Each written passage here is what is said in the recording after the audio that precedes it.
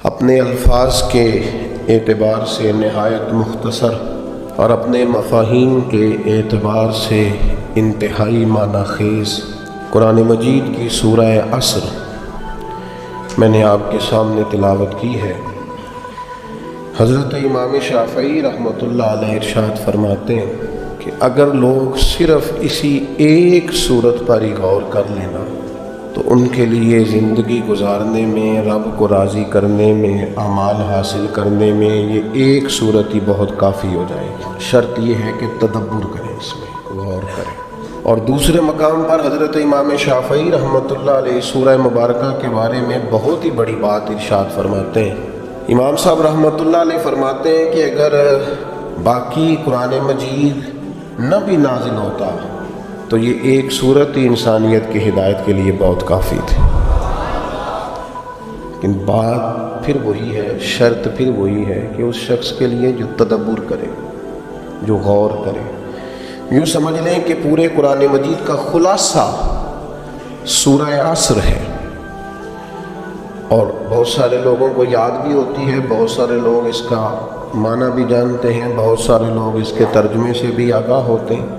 اور صحیح حدیث میں موجود ہے کہ صحابہ کرام علیہم رضوان کی ایک بڑی منفرد عادت تھی کہ وہ جب بھی ایک دوسرے سے ملاقات کرتے تھے، سلام لیتے تھے، اور جدا ہونے سے پہلے ایک مرتبہ سورہ عصر کی تلاوت کرتے تھے۔ یہ سورہ مقدسہ انسان کو اس کا سارا مقصد، دین کا سارا خلاصہ، اللہ تعالیٰ کی رضا کی طرف جانے کے تمام اسباب کو نہایت مختصر کر کے سکھا دیتی ہے۔ لیکن وہی بات حضرت امام شافعی والی، اگر لوگ تدبر کریں تو، اگر لوگ اس پر غور کریں تو، اگر اس کے مفاہیم پر تھوڑی دیر کے لیے اپنی نظریں اخلاص کے ساتھ، للہیت کے ساتھ اور حصول فیض کے لیے، قرآن پاک کے فیض کے لیے اگر اپنی نظریں اس کی طرف کامل کریں تو تدبر شرط ہے، ورنہ پھر سالوں بیت جاتے ہیں، تقریریں کرتے، واز کرتے۔ لیکن جس نے سیکھنا ہے نا، علم و بس کری اور یار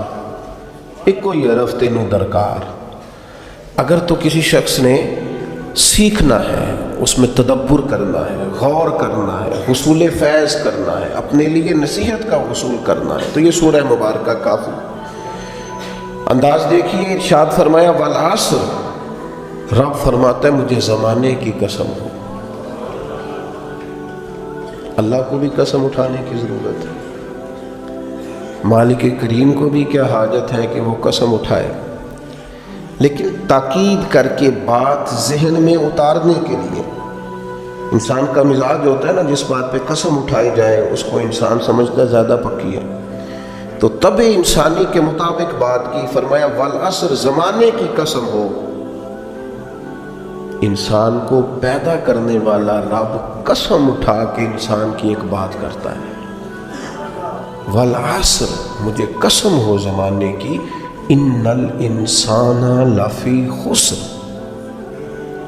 انسان کو پیدا کرنے والا رب فرماتا ہے بے شک انسان خسارے میں، گھاٹے میں، نقصان میں۔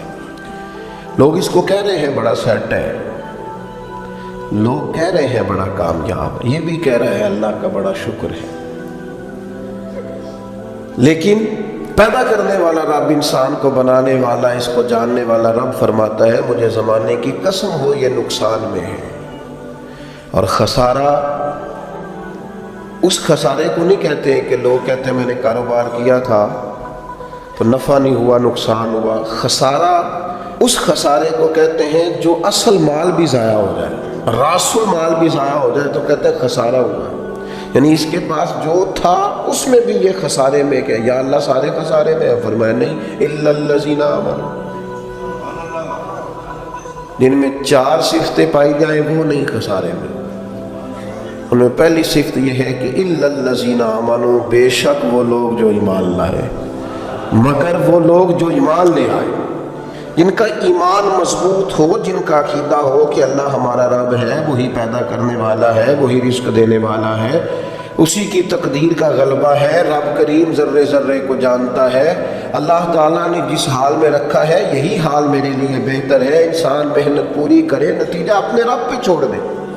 اسباب سارے جمع کرے، بھروسہ اپنے اللہ تعالیٰ پہ کرے، عقائد کے لحاظ سے پختہ ہو، اور پھر اس کا عقیدہ ہو کہ بعد از خدا بزرگ تو ہی قصہ مختصر، کائنات میں سب سے عرفہ والا، عظمتوں والے، شانوں والے، بلندیوں والے، رفتوں والے، کائنات کے امام، نبیوں کے امام، رسولوں کے امام، فرشتوں کے امام، محبوب مطلق اگر کوئی ہے تو جناب محمد رسول اللہ ہے صلی اللہ تعالی علیہ وسلم۔ سب سے اولا ہو اعلیٰ ہمارا نبی، سب سے بالا ہو اعلیٰ ہمارا نبی، اپنے مولا کا پیارا ہمارا نبی، اور دونوں عالم کا دھولا ہمارا نبی۔ نظریاتی پختگی حاصل ہو، عقائد پختہ ہو، ایمان میں عقائد پوری طرح داخل، عقائد اہل سنت کا پابند ہو بندہ۔ پھر ایک اور بنیادی عقیدہ ہے، اسی ضمن میں سارے عقائد آ جاتے ہیں، فرشتوں پر بھی ایمان ہو، اللہ کے تمام انبیاء پر ایمان ہو، اچھی بری تقدیر پر ایمان ہو، لیکن ایک بنیادی عقیدہ جس کو عقیدہ آخرت کہا جاتا ہے، اس پر انسان کا ایمان ہونا بڑا ہی ضروری ہے۔ اگر آخرت پر ایمان کمزور ہو جائے تو دنیا میں جتنے بھی عمل ہم کرتے ہیں یہ سارے کمزور ہو جائیں۔ یہ جو لوگ ڈپریشن میں، ٹینشن میں، انزائٹی میں چلے جاتے ہیں اور ایک بات بار بار کرتے ہیں کہ میرے ہی ساتھ ایسا کیوں ہوتا ہے، آخر بڑی ہی کوشش کے بعد میں ہی ناکام کیوں رہ گیا، تو انہیں بتایا جائے گا کہ کامیابی پتہ کیا ہے؟ لا یستوی اصحاب النار و اصحاب الجنہ، اصحاب الجنت هم الفائزون۔ جنتی اور جہنمی برابر نہیں ہیں، کامیاب وہ ہیں جنہیں اللہ تعالیٰ نے اصحاب جنت بنایا ہے۔ جو جنتی ہے وہ کامیاب ہے، جس کو اپنی آخرت کے تعلق سے اللہ تعالیٰ نے فکر سلیم دی ہے، راہ ہدایت دی ہے، اعمال حسنہ پر استقامت دی، اور وہ سمجھتا ہے کہ میں محنت اپنی آخرت کو ٹھیک کرنے کے لیے کر رہا ہوں، جد و جہد میری اپنی قبر کے لیے، حشر کے لیے، آخرت کے لیے۔ آخرت پر جس بندے کی توجہ ہے وہ بندہ کامیاب۔ اس لیے دنیا میں اگر دنیاوی طور پر کوئی ناکامی آ بھی جائے تو کوئی اتنی بڑی ناکامی نہیں ہے، اس لیے کہ اصل کامیابی آخرت کی کامیابی۔ تو عقائد مضبوط ہوں، اور پھر عقائد اہل سنت کی پابندی اس کے پاس موجود ہو، نہ رفس کی طرف اس کا رجحان ہو، نہ خارجیت کی طرف اس کا رجحان ہو، اس کے نظریات ستھرے ہوں، اجلے ہوں، خوبصورت ہوں، وہ رسول پاک کی ذات گرامی کی پوری غلامی کرنے والا وہ شخص، تو اس کے نظریات اعلیٰ، اور اس کے بعد عامل الصالحات، نیک اعمال کرے، اپنی زندگی میں اعمال حسنہ پر توجہ دیں۔ ہم سب لوگوں کو الا ماشاءاللہ آج کل فیمس ہونے کا شوق لگ گیا ہے، مشہور ہونا چاہتے ہیں، اور ہماری نوجوان نسل کا تو یہ حال ہے الا ماشاءاللہ کہ وہ کوئی بھی طریقہ اختیار کریں گے، انہوں نے فیمس ہونا ہے۔ بعض اوقات بعض لوگوں کو دیکھ کر ان کا لباس، ان کا حلیہ اتنا خوبصورت اور چہرہ اتنا نرالا، لیکن وہ اپنی شہرت کے لیے جو ویڈیو بنا رہے ہیں وہ اتنی خطرناک کہ وہ جو ایک تو ہے اسلامی وزاداری، ایک ہے کہ انسان کی کرامت، حیثیت انسان بھی فضیلت رکھتا ہے، اس پر بھی وہ چیز پوری نہیں اترتی، لیکن ہمیں شہرت چاہیے، کسی بھی طریقے سے لوگ مشہور ہونا چاہتے ہیں، وہ ملاقاتیں کرتے ہیں، وہ لائیو ہوتے ہیں، وہ ایسے شخص سے ملتے ہیں جس کی شہرت زیادہ ہو، ذرا میری فوٹو آ جائے، ذرا 30 سیکنڈ کی ویڈیو آ جائے، تو ٹھیک ہے شہرت ہو سکتی ہے، کوئی ایسا مسئلہ نہیں۔ اور پھر ایک اور طلب، وہ طلب انسانی ضرورت بھی ہے، ایک طلب ہوتی ہے مجھ سے پیار کیا جائے، میں چاہا جاؤں۔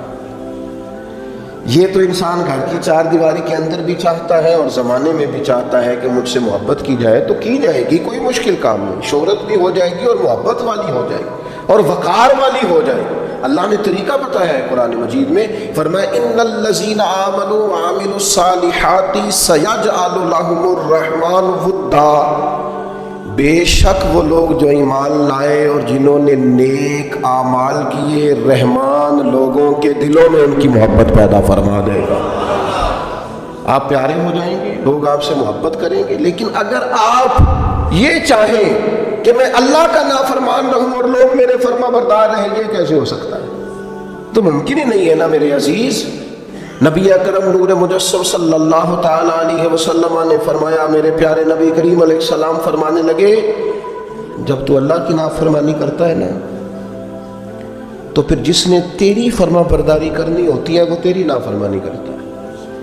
یہ جو شکایت کرتے ہیں نا، ایک باریک پہلو کی طرف توجہ کرا رہا ہوں، سب لوگ ایسے نہیں ہوتے۔ بیٹا تو جناب نوح کا بھی نافرمان نکل آیا علیہ السلام، سب تو ایسے نہیں ہوتے۔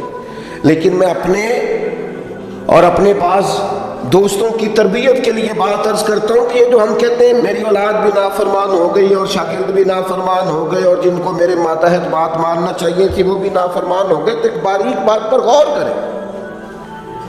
کریم محبوب علیہ السلام فرماتے ہیں، جب تو اللہ کا نافرمان ہے تو پھر جنہوں نے تیری فرما برداری کرنی تھی وہ تیرے نافرمان ہو گئے۔ حضرت عبداللہ ابن مبارک رحمۃ اللہ علیہ گھوڑے پہ سوار ہوئے تھے۔ آپ کا گھوڑا ہمیشہ آپ کو سواری کراتا تھا، سفر کرتا تھا، لیکن اس نے آج کچھ ضد کی، کچھ تکلیف پہنچائی تو حضرت عبداللہ ابن مبارک نیچے اترے، توبہ کے نفل پڑھے، رو پڑے۔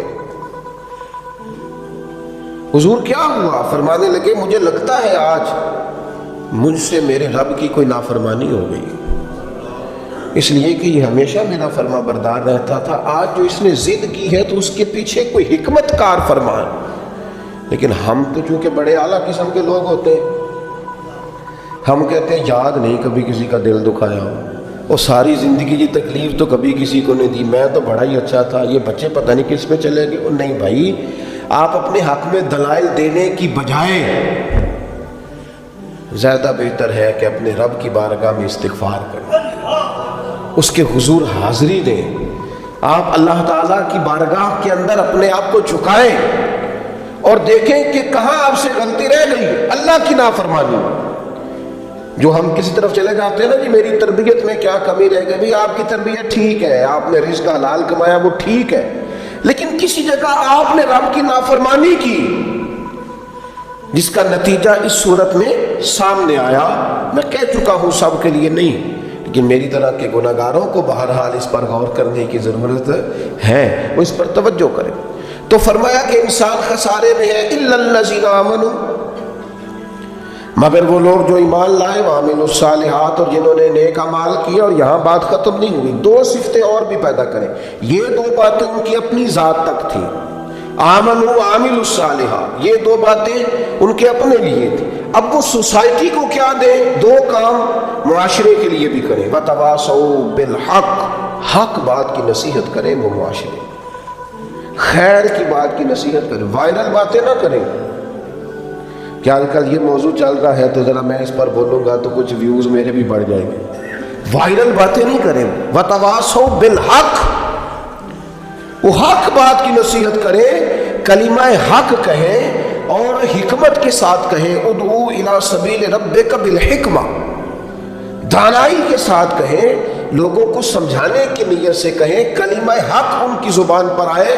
اور میرے نبی پاک علیہ السلام نے فرمایا سب سے افضل جہاد ظالم بادشاہ کے سامنے کلمہ حق کہنا ہے۔ آپ حق کے ساتھ کھڑے ہوں، پھر آپ لوگوں کو امر بالمعروف کریں، پھر نہی عن المنکر کہیں، اور وہ بھی بندہ دیکھ کے نہیں۔ اگر امیر آدمی غلطی کر رہا ہے تو پھر آپ خاموش ہیں، اور کسی غریب کو کرتے دیکھ لیا ہے تو آپ نے دینی حکمت کو بھی پیش نظر نہیں رکھا اور اسے رسوائی کر دیا، آپ نے اسے سخت ترین تکلیف سے گزار دیا ہے۔ حق بات کی نصیحت کریں، اور جو لوگ حق بات کہتے ہیں نا ان پر تکلیف بھی آتی ہے، تکلیف آتی ہی ہمیشہ حق کہنے والوں پر۔ تو چونکہ میدان لگایا ہے، اب حق میں نکلے ہو، اب تم نے سفر شروع کیا ہے تو بھائی پیروں پہ چھالے تو پڑیں گے، سفر کرو گے تو تھکاوٹ تو ہوگی، کوئی رستہ طے کرو گے تو گرد تو پڑے گی، اگر کسی سمت تیز دوڑو گے تو مخالف سمت سے ہوا تو تیز آئے گی۔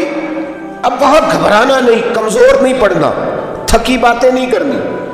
اب ایسا نہ ہو کہ تم نے معذرت خواہانہ رویہ اختیار کیا۔ وتواصوا بالحق وتواصوا بالصبر، وہ حق بات کی وصیت کرتے ہیں اور ایک دوسرے کو صبر کی تلقین کرتے ہیں۔ چار صفات پیدا کریں تو خسارے سے بچ سکتے ہیں۔ ایک تو ایمان، اس کے بعد اعمال صالح، اور پھر حق بات کی وصیت، لوگوں کو حق کا سب۔ حضرت باجزید بستامی رحمۃ اللہ علیہ فرمایا کرتے تھے امر بالمعروف اور نہی عن المنکر نے ہمارا تو دوست ہی کوئی نہیں چھوڑا، جو کہ ہم سمجھاتے تھے، قائل کرتے تھے تو ناصحہ مت کر نصیحت دل میرا گھبرائے ہے، اس کو دشمن جانوں اپنا جو مجھے سمجھائے ہے۔ اور کسی شاعر نے کہا تھا بہکانے والے سب تمہارے یار ہو گئے اور سمجھانے والے مفت گناہگار ہو گئے۔ جو سمجھاتے تھے، قائل کرتے تھے، وہ تمہیں اچھے نہیں لگتے تھے، یہ مجھے ناصحہ مت کر نصیحت دل میرا گھبرائے، اس کو دشمن جانوں اپنا جو مجھے سمجھائے ہے۔ تو سمجھاتا ہے مجھے اچھا نہیں لگتا، تو نے خیر کی بات کر دی لہذا مجھے اچھا۔ ہم تربیت کے میدان میں اور بالخصوص اپنے حق میں سچی بات سننے کو تیار نہیں ہوتے۔ وَتَوَاصَوْا بِالْحَقِّ وَتَوَاصَوْا بِالصَّبْرِ، قرآن کہتا ہے کہ مومن کی شان یہ ہے کہ وہ حق کی تاکید کرتا ہے، کلمہ خیر ادا کرتا ہے، وہ کہہ دیتا ہے حق، اگرچہ وہ کسی کے لیے وقتی طور پر تکلیف کا باعث ہو، لوگ سمجھے کہ تکلیف ہوئی ہے، لیکن وہ تو کلمہ حق ہے۔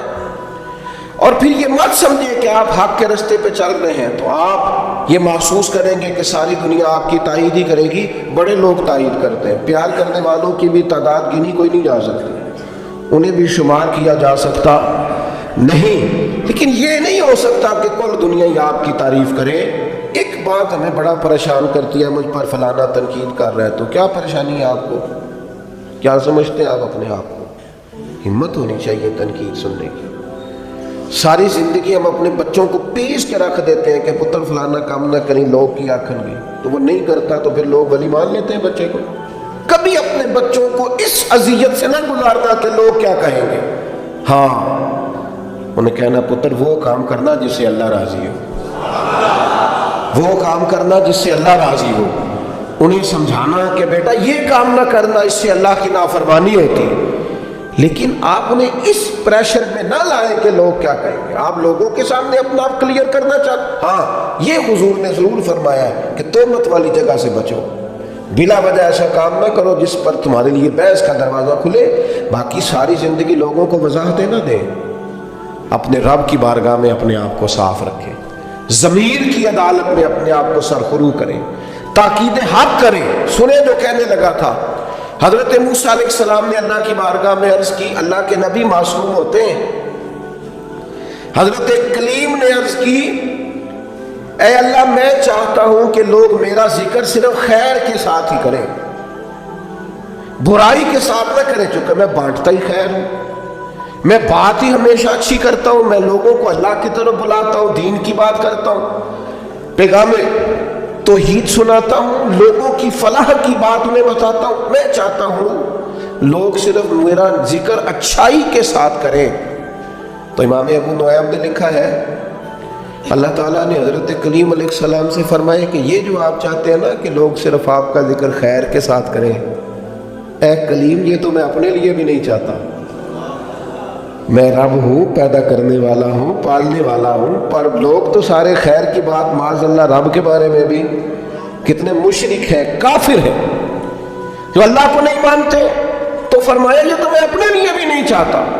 تو یہ چار باتیں، ایک ایمان، ایک اعمال صالح، اور پھر اس پر حق بات کی نصیحت، دوسروں کو پیغام دے۔ میں نے تھوڑے دن پہلے بھی کہا تھا ہم تو اپنے بچوں کو بھی نہیں روک ٹوک کرتے کہ بیٹا یہ ٹھیک نہیں ہے، یہ غلط نہیں ہے۔ ہم صرف اتنا چاہتے ہیں کہ کوئی کسی کی نظر میں برے نہ ہو جائے، کوئی کہیں ہمیں نہ غلط کہہ دے۔ آپ خیر کی بات کہیں حکمت کے ساتھ، کہیں دانائی کے ساتھ، کہیں للہیت کے ساتھ، دعوت کے انداز میں، لیکن کہنا بڑا ضروری ہے۔ آپ تربیت کریں، تربیت دینا بڑا ضروری ہے۔ جتنے آپ دیکھ لیں ایسے شخص کی بات سنیں، ایسے شخص کے پاس بیٹھیں اور ایسے لوگوں سے فیض یاب ہوں۔ اللہ کریم ہمیں سمجھنے کی توفیق عطا کرے۔